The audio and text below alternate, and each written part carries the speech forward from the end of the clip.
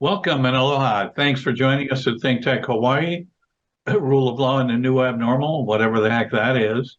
And last time we were talking some about an incident with a federal judge at Stanford Law School, free speech and disruption and related issues. Well, free speech and disruption are still hot topics, at least for the Tennessee Three, one of whom skated by, as she put it, possibly because of the skin color, and the other two have been reinstated unanimously by their various electorate representatives. Lots of things going on, but it's all part of a really uncivil war for minority rule, and we've got some great panelists today.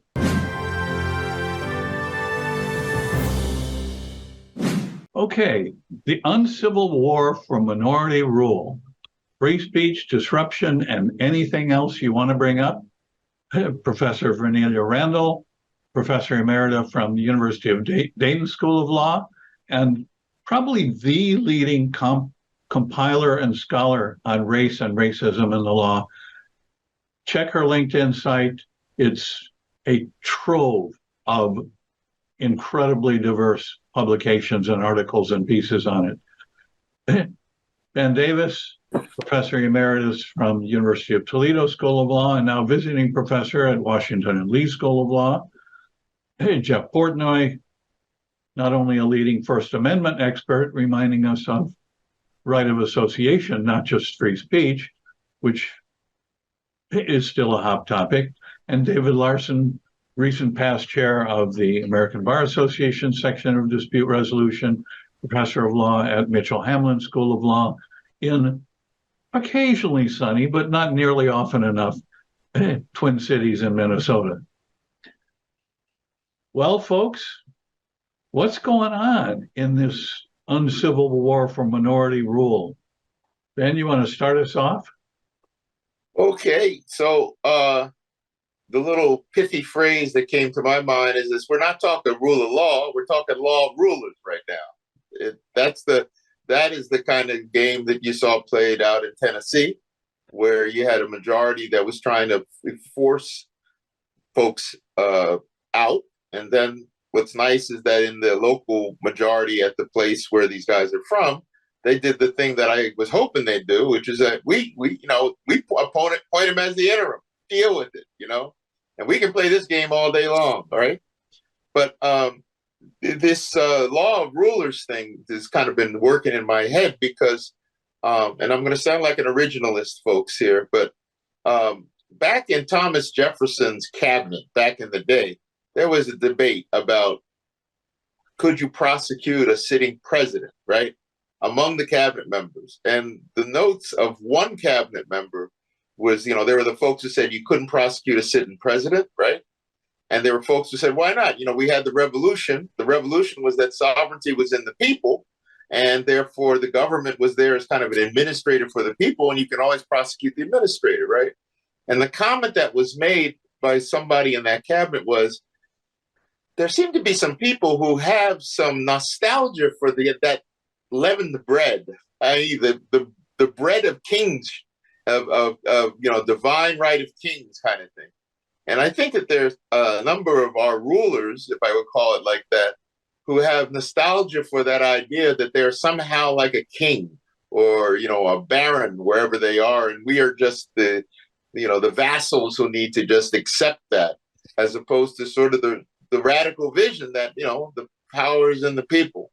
Now, which people is another issue, but still, that's the way I look at this law of rulers things, is that it's trying to, basically it's about control and saying you don't count, I think it's the law of stupidity. I mean, how stupid were the Republicans in Tennessee to do what they did, knowing or should have knowing what the reaction was going to be throughout the country? I mean, look, there may well have been violations of some rules of the Tennessee legislature. Using the bullhorn, for example, may well be a violation. And so if there was some technical violation of the decorum rules, you handle it quietly, privately, whatever. So what you do is you expel these guys who no one ever heard of before, unless you were in their district. And now they're on 24/7 on television, on the news shows, on the morning shows, and they've become heroes. So that's why, to me, it's the law of stupidity. It's not simply racist and so politically motivated. It's the fact that the Tennessee legislature is comprised of morons. I mean, that's the bottom line. And you know what?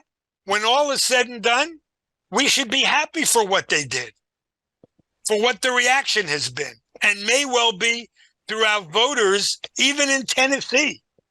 So that's how I look at it. It's like, thank you for being idiots and doing about the most stupid thing you possibly could have done, because you have gotten the exact reverse result that you intended. Yeah, it's clearly, I'm starting to agree with Jeffrey that was incredibly stupid to do.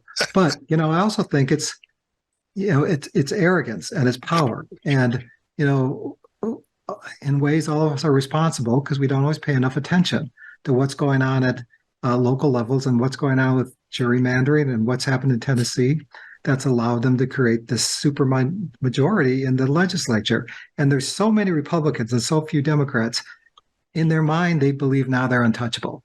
And it's the idea that, we have so much power. We don't only have to outvote you, we can punish you. And there's nothing you can do about it because we have all the votes. And that's the frightening side of it. And we're having this thematic discussion today about, the power of the minority to rule. Well, that's kind of how they do it. They organize their voting districts in a way to ensure that they're going to get support, even though in the general population they don't have it. And, they can go to the extreme levels to get the kind of majority they have in Tennessee, where they're so emboldened that they think they're untouchable. It's like, I can do anything. And, even though by any objective measure, the kind of expulsion we enacted in Tennessee is way out of bounds, who cares? We're making a point that, you cross us and you're going to have the harshest penalty possible.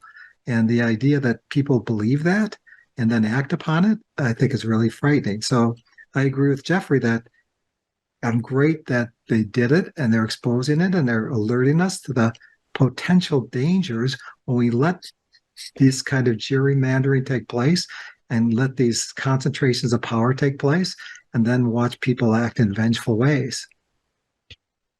It is still racist. One of the things, and I saw this somewhere else where someone was saying, well, this person hates everyone.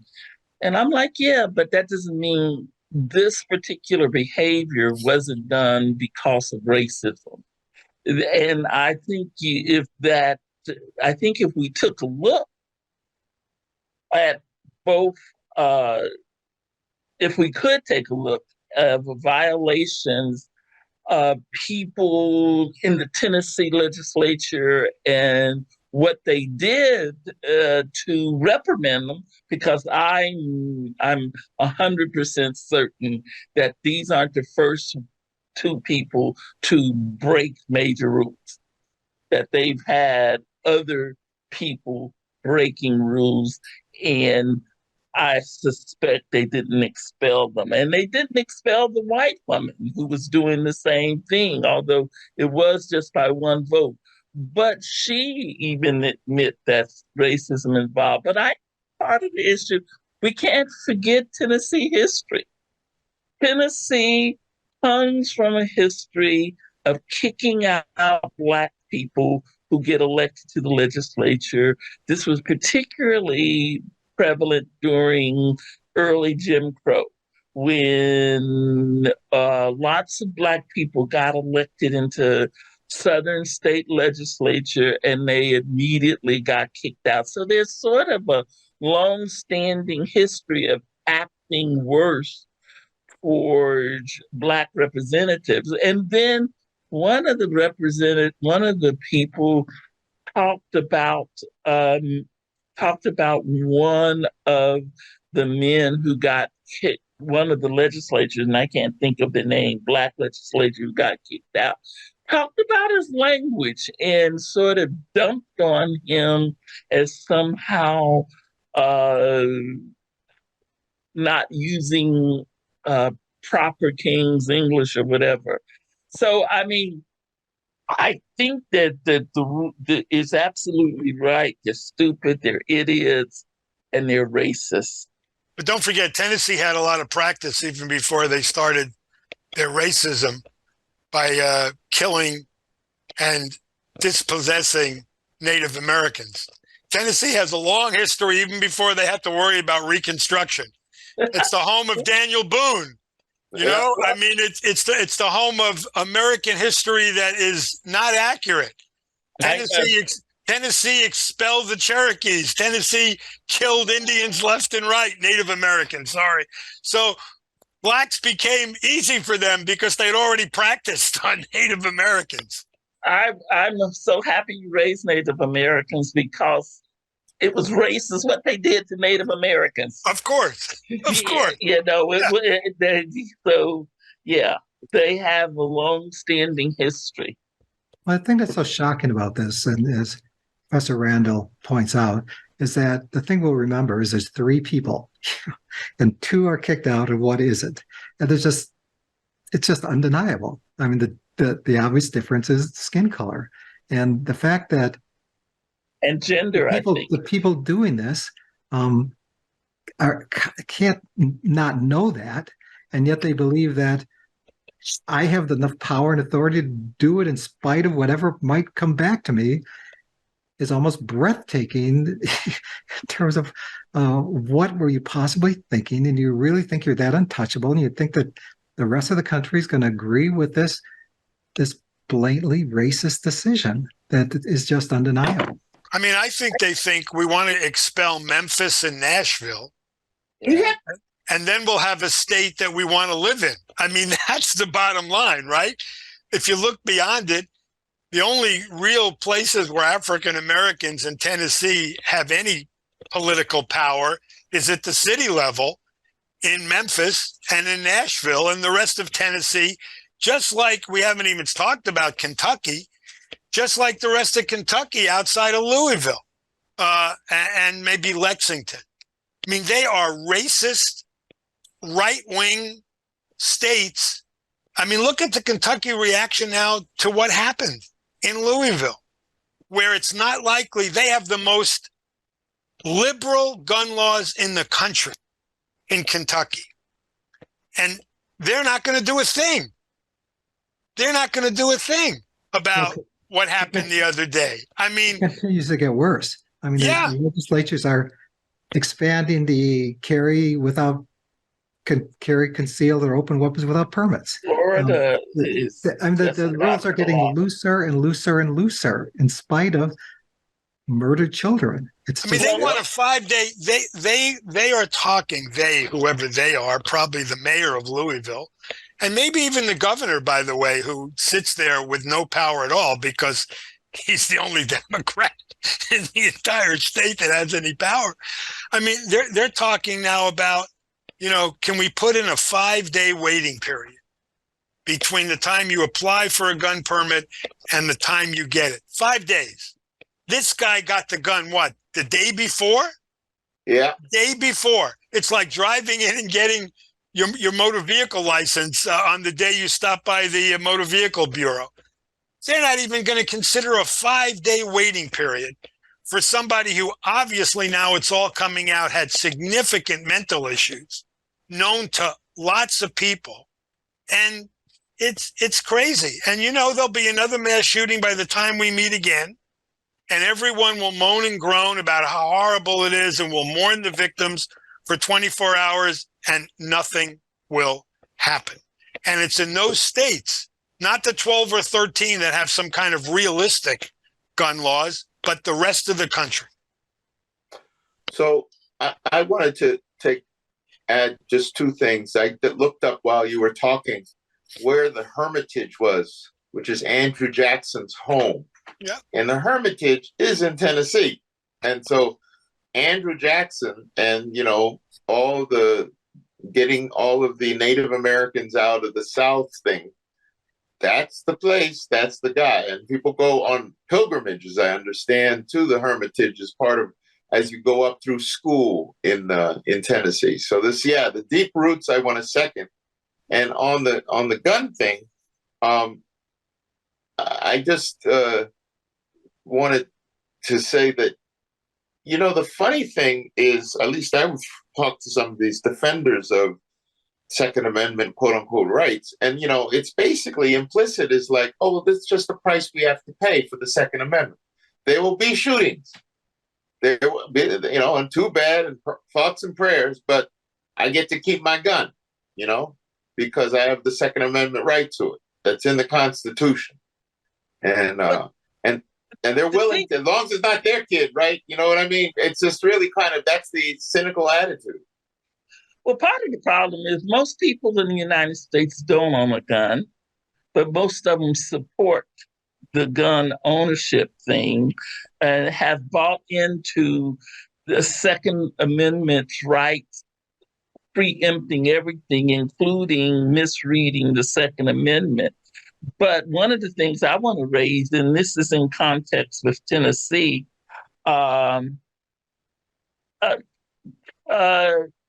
Jacksonville, what's going on, except different things, but it's sort of the minority rule Jacksonville. So there, Jacksonville, Mississippi, which has the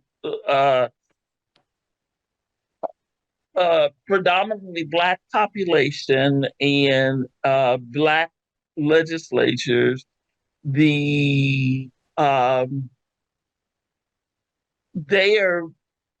trying to carve out a separate court system only for around part of the legislature in this place, and with the people being appointed as white. So essentially ignoring all of the Black judges that have been elected in that area by carving out a district and appointing white judges to the court. Again, sort of, getting rid of the whatever power is seen to be had by Black and Native Americans and Asian and Latinx is by passing laws and rules that counter democracy, or at least what we call democracy. Yeah, if I can jump in on that, that's in Jackson, Mississippi, they have the state government basically put in place this separate system that overrules the local traditional way that justice is done in those places. And I saw recently also there's a bill in Georgia, which was basically having the local district attorneys be subject to some kind of appointment board controlled by the state governor. And that's like looking at, what is her name, Fannie Willis, the DA in Fulton County, who's bringing this case. It's going to possibly implicate a lot of the top hierarchy of the Republican Party in Georgia on that. Then down there in Florida, you had DeSantis, who kicked out that DA who'd been duly elected, right? And they've got a whole lawsuit going on about that. So yeah, these kind of games where you have power at a certain level and you're trying to control and in a manner that is anti-democratic it's an infection that is floating around, and unfortunately, seem to be a bunch of people who are happy with that idea of that kind of thing. I think we're seeing, not that this hasn't been an issue historically, but we're seeing a much more significant divide between rural and urban communities in states. I mean, there's no question. There's always been a divide. I grew up in New York, and it was always New York City versus Albany and Syracuse and Buffalo. But that's benign compared to what's happening throughout these right-wing states that have urban areas that are multi-ethnic, younger, college educated. And then you've got 90% of the state the exact opposite. All white, and high school graduates. And I think that divide, I'm not a sociologist or, it's been a long time since I took political science courses, but you see it happening all over. You've just mentioned Mississippi, and we know about Tennessee and even look at in the middle of the country, Idaho, which is a total right-wing state. Boise is the opposite. So, I mean, this is becoming a real issue, and I think it's getting worse and worse as far as the divide. So state legislatures are dominated by rural areas because of the number of districts, and then you've got liberal urban cities right in the middle that have no power at the state level. All right. And the states, the other thing, when I lived in Ohio, one of the things that was very frustrating is Dayton, which is a liberal city, was trying to do something. This was before the housing collapse, and was trying to do something about predatory lending around housing. And so they passed the law. They passed a municipal ordinance to try to do something. And the legislature says, oh, no. You can't do that. You, city of Dayton, can't pass a law that we should act upon. Now, we're not going to act upon it because we don't want to do anything about the banks. But we're not going to let you do anything either. They did the same thing in Dayton. One of the biggest issues for urban areas is suburban people coming into the city working and then leaving the city and taking the money with them. And so you don't have that flow of money within the city. And so Dayton passed an ordinance saying that people who worked in teaching, policing, firehouse had to live in the city. The legislature said, oh, no. We can't impinge upon the freedom of where people live. But the same sort of legislature is impinging upon all kinds of rights of women and proposing all kinds of weird things. Is it Minnesota? Maybe not Minnesota, Wisconsin, somewhere where some guy's talking about wanting to make it legal for 12-year-olds to get married. Not Minnesota. Not Minnesota. Yeah. It sounds more like Utah. I think, there's so many topics here to talk about.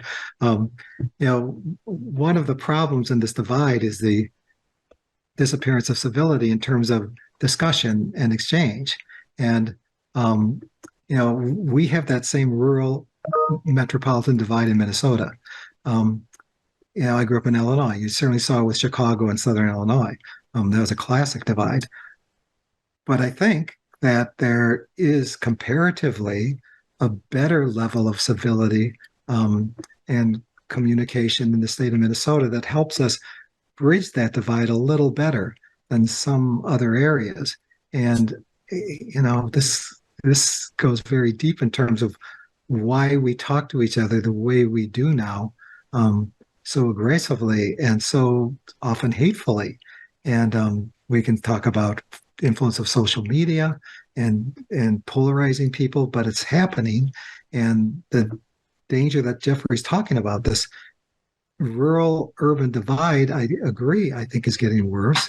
And to the degree that we pull farther apart in our separate camps of rural and metropolitan and don't talk to each other civilly. And can't even broach the idea of making compromises, we're going to have explosions. We're going to have guns are everywhere. We're going to have gunfire. We're going to have the kinds of things that we truly fear. So I think that above all, we've got to have a recognition that the way we're communicating with each other is fueling some of these problems, and that we're going to have to do a better job. You know, and Trump and his acolytes exacerbated this whole thing based even on the 2020 election and how the election was stolen in urban areas. And it was all racist. We all know that. Philadelphia, Atlanta, Milwaukee, I can go through the cities, you know, curiously, cities that if they don't have a majority of Black population, they're pretty close. And this is, you know, Trump's 2020 steal is in those areas. You know, it's not in rural areas. No votes were stolen outside 50 miles from the nearest major city. They were all in cities that have major Black and Asian and other ethnic populations. So Trump has exacerbated it and continues to. Right. And Jeff, there's one thought I couldn't let a whole show go by without mentioning his name. I'm sorry. We have to get another show about the criminal actions that are finally seem to be moving forward. Yeah, we can do a marathon, telethon. We have so much to talk about. There's been some exciting developments in the last few weeks. In our last couple of minutes, let's go around the circle. We'll start with you, David. Last thoughts on this, and I wanted, before we do that, to thank Professor Randall particularly for bringing up the Jim Crow aspects of all of this, because a lot of people didn't know his great-grandnephew, Harlan Crow, has been very prominently in the news lately. So, oh my goodness. David, you want to start us off? Yeah, I'll just mention, so Warren Berger was a graduate of my law school, Mitchell Hamlin School of Law, formerly William Mitchell College of Law, conservative Supreme Court justice. You'll be able to find this on the internet, but there's an excerpt of him talking about the Second Amendment. And this conservative justice says this is the biggest fraud ever perpetuated on the American public. And he talks about how it's been misinterpreted, and this whole idea that everybody has this right to have as many guns they want of whatever style is absolutely contrary to the intent of the founders. So I encourage people to look at that coming from a conservative Supreme Court justice, that a discussion by Berger about the Second Amendment. Well, I don't have a gun. But I'm thinking of getting one because there's a likelihood we're going to be invaded by England. And, you know, I mean, that's really what it's all about. And, you know, maybe the French. And so I need a gun for that. You probably saw that on Twitter. No, I didn't. Those are my final comments. Any last thoughts? Okay, no. Yeah, I know. Ben? So the only thought that I had is that some of the roughness of the discussions that we see now remind me of New York and New Jersey in commentary between them. If you've ever been walking on the street in New York and a car pulls out when you're trying to cross, you don't say, terribly sorry. You know, in New York, it's, I'm walking here, right? You know what I mean? So, you know, that kind of edge that you would see in New York and New Jersey is kind of what I'm hearing in the conversation around the country. But I don't think people in New York and New Jersey necessarily pull out guns at each other you know, so I just would try to have a little levity about civility if I could. But. Well, and the other thing, just to wrap this up, that we've been hearing throughout this discussion is that there seem to be certain absolutes for the right-wingers. One is certainly privilege, another one is entitlement, and another one is impunity. And when you combine those with maybe the fourth, arrogance, that doesn't seem to be a winning combination. Maybe now there's some reaction against it. So thank all of you for pointing out you can alienate people by being this offensive in ways that are truly counter to our basic fabric and values. Thank you all. Come Thank back you. and join us in a couple of weeks. We'll be back. Who knows? Maybe we'll talk about that great-grandnephew of Jim Crow and his close personal friend and her husband, who happens to be a Supreme Court justice. Yeah.